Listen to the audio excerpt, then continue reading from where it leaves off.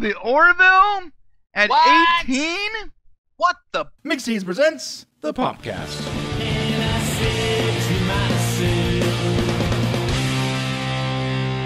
Hey, my name is Brian, that is Shane, and this is the Popcast, and right now, we're talking about the Orville and the top 20 list of TV shows.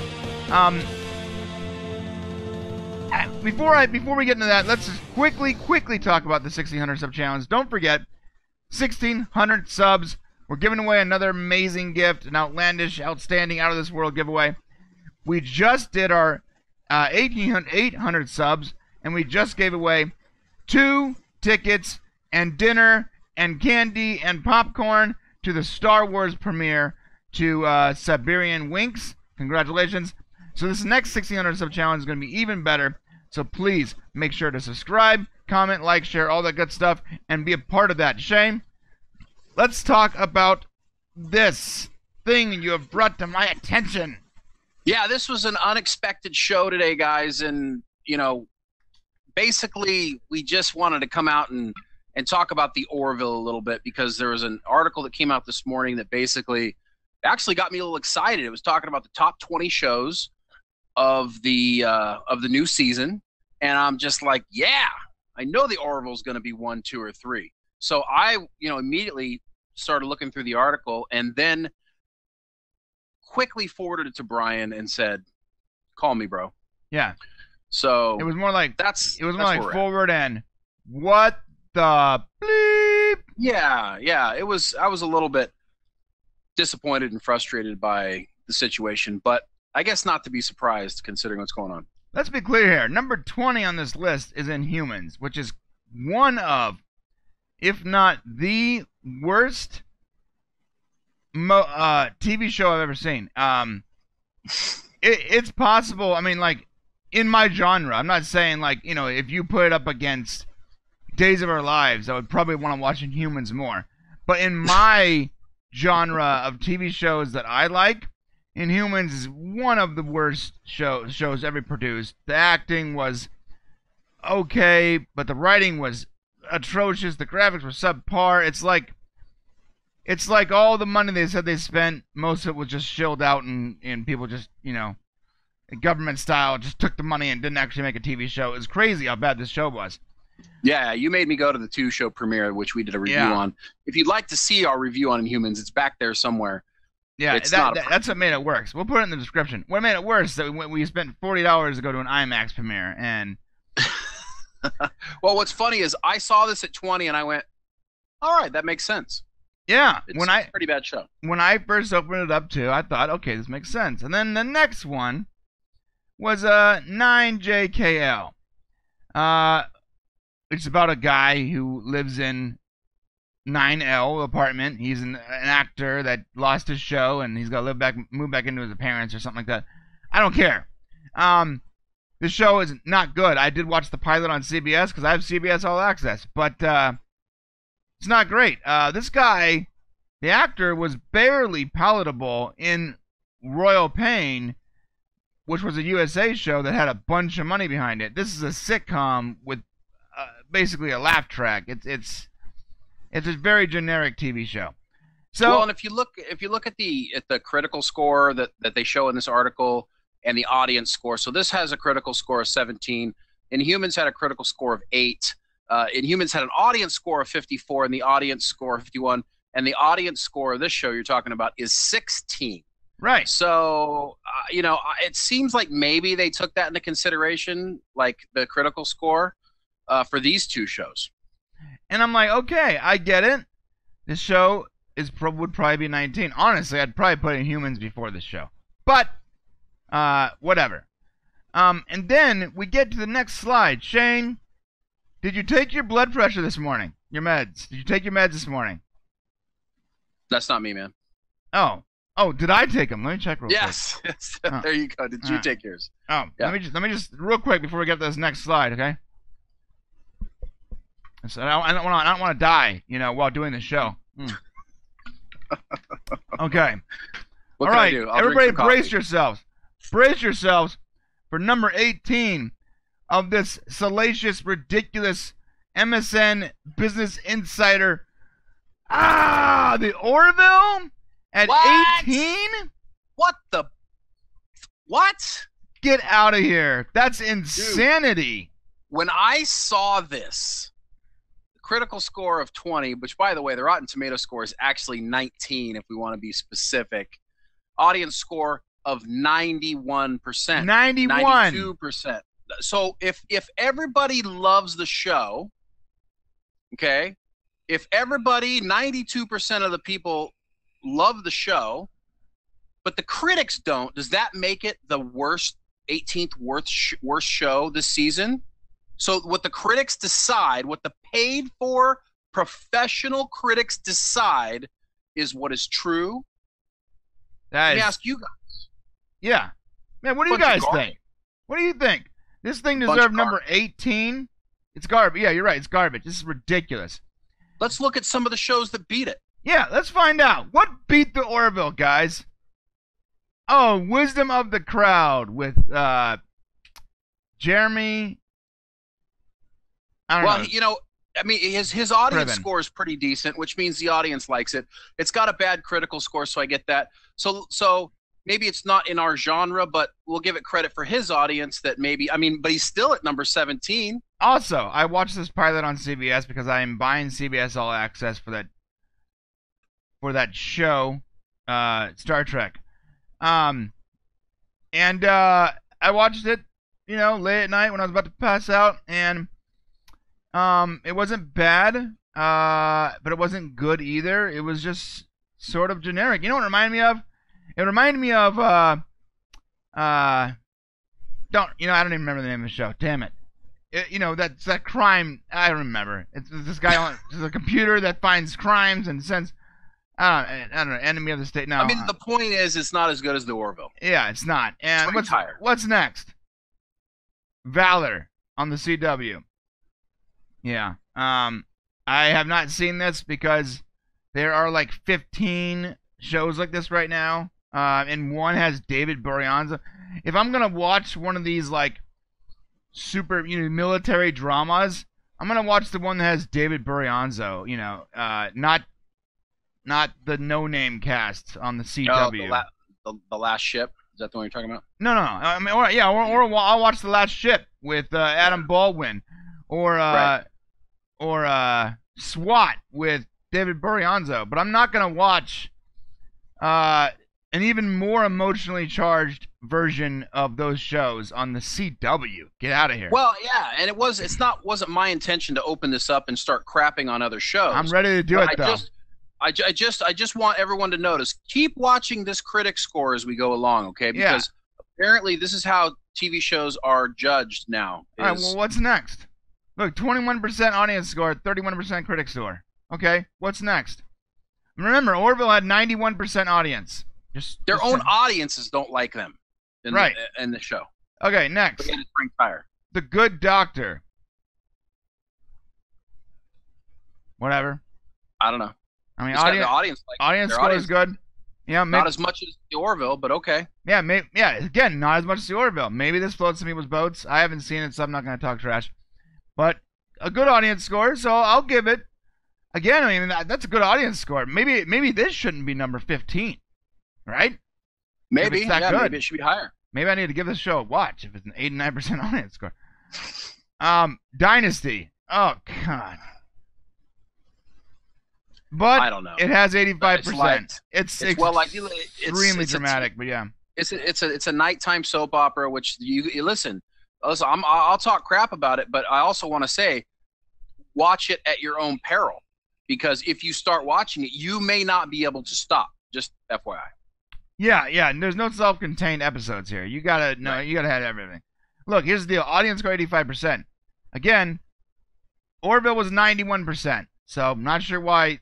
This is 14. Orville was 18. Okay, let's go. Get on. Me, myself, and I.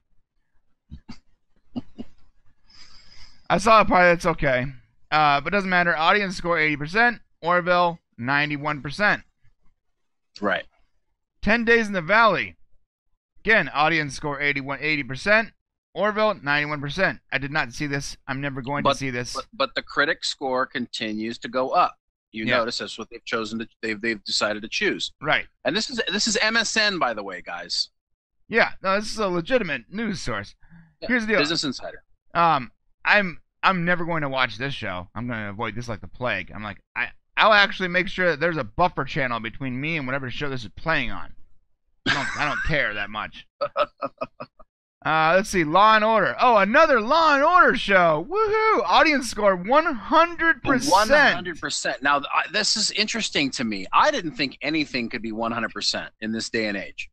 So what you're saying is that everybody who's watched this show has liked it, apparently. There's been not one person who has liked this show. So why isn't this show number 1? What's it sitting at, 11? Yeah, at 11. It's sitting at 11. Everyone who's watched it that's not a professional critic has loved this show. Why is it sitting at number 11? Right. It's everyone's ever watched it gave it a perfect score. Why is it number 11? It can't even crack the top 10. Yeah. Makes no sense. Okay, what's next? Kevin Probably Saves the World. I watched this pilot. It was all right. I heard that was actually pretty good. Yeah, it was all right. The second episode's better than the first. Listen, audience score. I have not gotten around to watching any more episodes though because it's a little slow for me. Audience score though 93%, and it's number 10 on the list. 93%. Critic score keeps crawling. We're gonna get to a show here pretty soon. That is gonna give me my heart palpitations. Ready? Oh, SEAL Team. This is the one with David Boreanaz. Sorry, it wasn't SWAT. SEAL Team. Again, if I'm gonna watch one of these generic-esque military shows, it's gonna be the one with David Boreanaz. Not gonna be the one with the no-name cast. Again, though, audience score is 67%. We have dropped from 100% to 67%. 91% for the Orville, 67%, and SEAL Team is getting 9. I wouldn't mind this show. I'm sure I would watch it at some point, but you understand the audience score 61%. 3 spots ago, it was 100% audience score. That's right, because the critic score keeps going up on each one of these. And let me tell you guys, so we're not doing this just as an exercise in futility or just to scream at the world or scream at the air. What we're saying is that news agencies are saying that the audience doesn't matter. Right. Their opinion doesn't matter. It only matters what paid professional critics think of the shows and not what the people who actually watch the show, which gets the advertisers to advertise on the networks or in the shows to actually keep the shows on the air. And so by them taking this and basically putting the Orville or shows that we love on the bottom based on their critical score automatically taints the show, and that's not what we want. Right. You have to understand, they're only taking into account the paid critics. You have to understand, when we say paid critics, are they paid by the websites they represent, by Rotten Tomatoes, or are they paid by other people? We don't know. What we do know is that critics are given a different viewing experience when reviewing these shows. They're given, and this is just a fact. I'm not even talking about under the table, behind closed doors deals. They're given legitimate, better experiences based on the studio, and like we said in another review we did. Honestly, if you flew us out to Dubai, put us up in a 5-star hotel, gave us caviar and lobster, we would tell you the next Ghostbusters 2 all-female cast movie is the best movie I've ever seen in my life. You know? Right, but it also that's what you're paid to do. That's what you're paid to do. And it has to do with the platform and probably the political affiliation of the platform. There's a lot of things that go into, and Seth MacFarlane is known for his crude humor. And I honestly feel like he was generally judged in advance of the show, and people are having a hard time. Critics specifically are having a hard time giving him a thumbs up. Right. And that's disappointing. Yeah, maybe he needs more like ridiculous like pronouns and crazy stuff in his show, and like, you know, things that aren't humorous, things that people don't want to watch on a humorous TV show. If you had that, if you just pack it full of a bunch of like shock value social justice nonsense, maybe you'll get a good critic score, and then that will entice people that haven't seen the show to come watch it. But then when they come to watch it, they'll watch a piece of garbage that's not entertaining, and the show will fail eventually anyways. So the system is broken, man. Right. They're they could fail a show early, or a show's going to live out its life on a short-term basis. But they're definitely hurting the Orville right now. So let's talk about Ghosted. Ghosted, number 8 on the list. 75% audience, 74% critic. I watched this pilot. It was bland. I mean, there's parts of it that are funny, but most of it's just sort of... the funny thing is, I can see Seth MacFarlane making this, too. It's like... It has similar humor. It's a Fox show. Yeah. It has similar humor. It's a Fox show. It's got a critic score 74. The audience score 75. Mostly like it. I mean, I see why this show is ranked a little higher. And I'm not saying that the Orville needed to be number 1, 2, or 3. But I'm just, I definitely see... definitely in the top 10, or at least in the middle of the pack. But seeing it at the bottom like that, right down there with Inhumans, just infuriated. Next to 8% Inhumans, yeah. All right, well, what's next? Young Sheldon. Oh, screw you, CBS. I'm sorry. I don't want to see young Sheldon.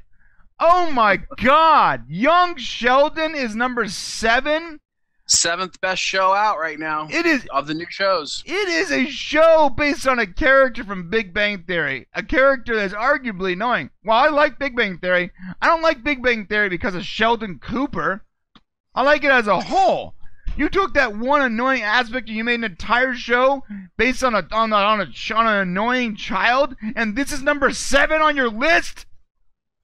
Yeah, oh my critics God! Love the show. 75% of the critics. Critics are loving it. 61% audience. Audience, give or take, almost middle of the road. Oh, The Gifted. Okay. 79%, 76%. I can see that. Let's move on. Star Trek Discovery. Boom. Number 5. Number 5 to Orville's number 18. Oh my God. Is there a message here, my friend? Oh my God. Number 5, Shane. What the hell? Oh. I'm not sure what to say. Oh. I'm not sure what to say. We know. I mean, listen, we're watching Star Trek Discovery. We're covering Star Trek Discovery. What? We're trying very hard to love Star Trek Discovery. We're putting a lot of effort into that. But to say it's number 5 of all the new shows out, absolutely not fair. Unbelievably stupid. Even the audiences can't decide. 60% audience score. Unbelievably stupid. And dude, let's be honest, a good 30% of that are the Trekkies that are just saying it's great because they don't want Trek to go away. Yeah, that's true. They just I don't care, whatever you got to give me, whatever iteration of Star Trek, as long as it's on TV. Holy there is a lot of people like that. You're right. CBS is just packing. They're just paying their shills off. Notice the top 10 is like the majority of it's CBS All Access shows. They're just shilling the crap out of all these crappy shows to get them as high as possible on the list. Makes you wonder. Unbelievable, dude. The Mayor, not a bad show. I'll give it that. But I don't like the audience score is 64%. And there's people that don't like this show. It doesn't. By the way, The Mayor is it's comical. Does not deserve an 88% critic score. I mean, it does not. I haven't seen the critic ratings on that or why it's that way, but it's about a rapper that runs as mayor as a joke and gets elected. Okay. I mean, I don't know. Honestly, I feel like this whole list should be based off of the audience score. Now, this is a reasonable placing. This show is really good. Audience score is good. Critic score is good. Okay, I can see it's number 3. No problem. Okay, I get it. Okay, The Deuce is not a bad show. Don't watch it with your kids, but it's not bad. American Vandal is super subjective. And number one is this animated garbage, the Seth MacFarlane wannabe television show on Netflix. This is literally Family Guy if you dumbed it down a little further and added more crude jokes. What so the why hell? Is it 100%? Why has it got a 100% critic rating? I don't know. 100% of the people that's watched, the critics that watched this gave it 100%, gave it a perfect review. Well, I'll tell you, based on the audience scores, which I feel like is what you should rank a TV show on, is the audience score, how many people who viewed it liked it. We would be coming, or the Orville would be coming in second or third, I think, at the worst. And even if that's a little too high on the list compared to some of these shows, I don't see it being outside of 5, to be honest with you. No, neither do I. So that's the message, folks. And I guess what we would say to you guys is make sure if you love the Orville, you're out there pounding the pavement and you're talking about it, because who knows how many seasons we're going to get. If bad press continues to follow the show, you can only fight an uphill battle for so long. Yeah, and here's the deal. If the ratings drop too much, then the show isn't profitable enough. And this is not like Brooklyn Nine-Nine or some, two-camera sitcom like The Office. Right. This costs a lot of money. There's a lot of VFX. There's good camera work. There's a lot of cast members. It's an expensive show. That means that the ratings have to be higher, not just higher than average, but much higher than average to account for the production cost. Brooklyn Nine-Nine can have a couple bad seasons and have just enough ratings where they're not bad, but if they're okay, and they'll still get picked up because it's still profitable for the studio. But not this show. This show it's much harder to be profitable when it costs this much money to make. Right, and that's a throwback to Star Trek, the original series. The whole reason that show stopped being made was the ratings fell. People still loved it, but it fell off, and basically they couldn't afford to keep making it. So that's why you only got 3 seasons of that show. If you want the Orville to keep going, be loud, be vocal, and let's keep this thing going. I agree. Let's do it. All right, we'll be back in later on today for the Flash review, and of course I'm going to confront Shane about his recent video. But that's it for us. What? Please comment, like, share, subscribe, and we'll see you later on. See you guys later.